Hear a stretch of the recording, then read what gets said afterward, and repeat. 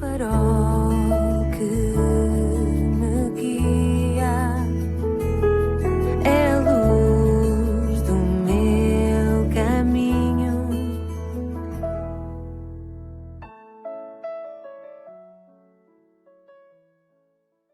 Sou o Carlos Oliveira e quero-te dar as boas-vindas à 169ª edição do programa Pedindo Luz, cujo tema hoje é Titanic, a história oculta. O Titanic foi um navio superlativo. Imagina um superlativo qualquer. O Titanic era realmente um superlativo. Foi o maior navio até então construído no mundo em 1912. O mais luxuoso, o mais veloz, o mais seguro. E jornais e revistas da Europa e dos Estados Unidos encheram as suas páginas adjetivando como cidade flutuante, palácio marítimo e mais, insubmersível, inafundável. Porém, afundou-se na viagem inaugural. O Titanic era o maior. Tinha 268 metros de comprimento, 28 de largura, correspondendo a 10 andares. Pesava 46.382 toneladas. Só a sua âncora central pesava 15 toneladas. Podia transportar 3.547 pessoas. Na primeira classe podiam jantar ao mesmo tempo 550 passageiros. E enquanto isso, outros 400 podiam jantar na segunda classe e outros 500 na terceira. Todos simultaneamente. Era de facto maior, mas afundou-se. A senhora Alberta Cadwell, passageira sobrevivente da primeira classe ao embarcar no Titanic no porto inglês de Southampton, perguntou se era verdade que o navio não podia mesmo afundar-se e que um marinheiro lhe terá respondido: "Minha senhora, nem Deus pode afundar este navio. Consta que alguém terá escrito no casco: nem Deus afundará este navio."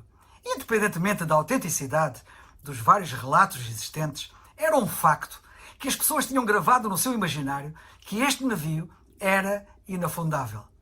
A lenda criada no imaginário das pessoas esfumou-se e o navio afundou-se. Uma vez lançado ao mar, a lenda durou 5 dias. O Titanic saiu de Southampton na sua viagem inaugural para Nova Iorque no dia 10 de abril de 1912. No quarto dia da viagem, o nome do Titanic aliou-se a mais um superlativo, a maior tragédia. Submergiu a 3.600 metros de profundidade no Oceano Atlântico. Os relatos dos acontecimentos vividos nos últimos momentos do navio são diversos e são impressionantes. Começo por destacar este. No camarote C-89, um taifeiro encarregou-se de ajudar o respeitado jornalista William Stead, editor da Review of Reviews, a vestir o colete salva-vidas. Mas o ilustre passageiro queixava-se de que tudo aquilo era uma perfeita tolice. Inicialmente, todos pensavam que tudo aquilo era uma tolice, excesso de precaução, que nada iria acontecer ao navio.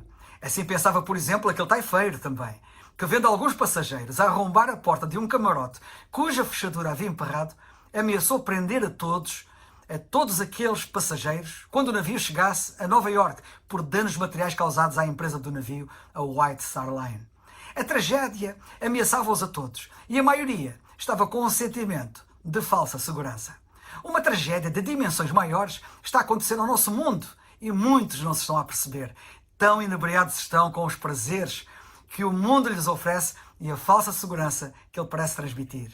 No navio estava John Harper, um crente pregador da palavra de Deus. Enquanto as águas escuras e gélidas do Atlântico enchiam lentamente o convés do Titanic, John Harper gritava: "Deixem as mulheres, crianças e descrentes subirem para as baleeiras salva-vidas." Depois do navio desaparecer sob a água escura, Harper ainda se debatia para se manter à tona nas águas gélidas e ouviram-no incentivar os que estavam à sua volta para que crescem em Jesus Cristo como Salvador, pois uma tragédia maior espreitava na eternidade as suas vidas se o não fizessem.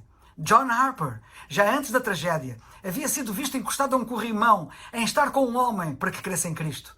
No meio das águas gélidas, ele andou de náufrago em náufrago, falando-lhes de Cristo. Chegou mesmo a retirar o seu próprio colete salva-vidas e a dá-lo a outro náufrago, dizendo: "Não se preocupem comigo, pois eu não vou para baixo, mas para cima." E, passado algum tempo, partiu gloriosamente para a glória. 2 horas e 45 minutos depois do Titanic colidir com o iceberg, ele afundou-se nas águas gélidas. Centenas juntaram-se em baleeiras e botes salva-vidas e outros agarravam-se a pedaços de madeira esperando sobreviver até que chegasse o socorro. Durante 50 minutos. 50 minutos horríveis, os gritos de socorro encheram a noite. Eva Hart disse: O som das pessoas que se afogam é algo que não posso descrever. É um som horrível. E é um silêncio terrível que se segue.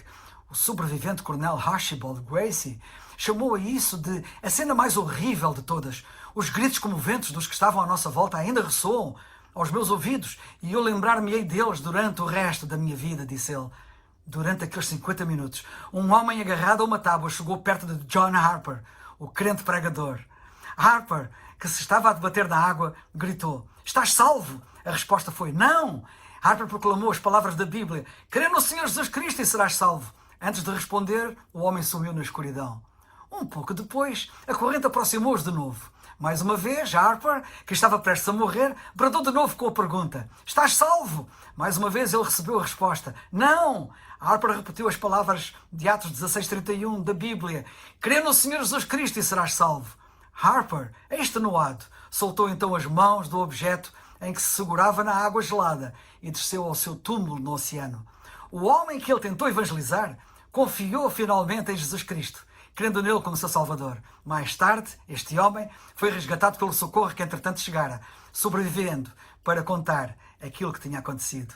Em Hamilton, Ontário, este sobrevivente deu testemunho de que foi o último convertido de John Harper. O último convertido de Harper foi alcançado pelas últimas palavras de Harper citadas da Bíblia: "Crê no Senhor Jesus Cristo e serás salvo." Numa reunião de testemunhos realizada em Hamilton, Ontário, no Canadá, 4 anos depois do naufrágio do Titanic, um homem ergueu-se da plateia e disse: "Sou um sobrevivente do Titanic." E contou o que acabei de descrever, enfatizando que foi o último convertido da pregação de John Harper. Depois concluiu: "Há muitos homens a afundar-se neste mundo e a mensagem para eles é muito simples: crê no Senhor Jesus Cristo e o quê? E serás salvo." O que vais tu decidir? Decisões. Decisões, decisões. Estamos constantemente a tomar decisões. Algumas são triviais, como por exemplo, que roupa vou usar hoje? Outras são condicionantes da nossa vida, como por exemplo, devo aceitar este emprego?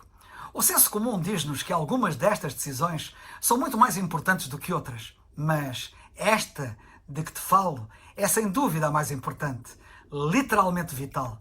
Crê no Senhor Jesus Cristo e serás salvo. Atos 16:31. É o farol